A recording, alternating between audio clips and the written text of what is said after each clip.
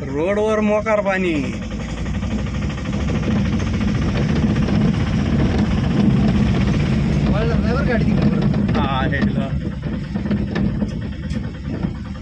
कोण आहे बादशाह?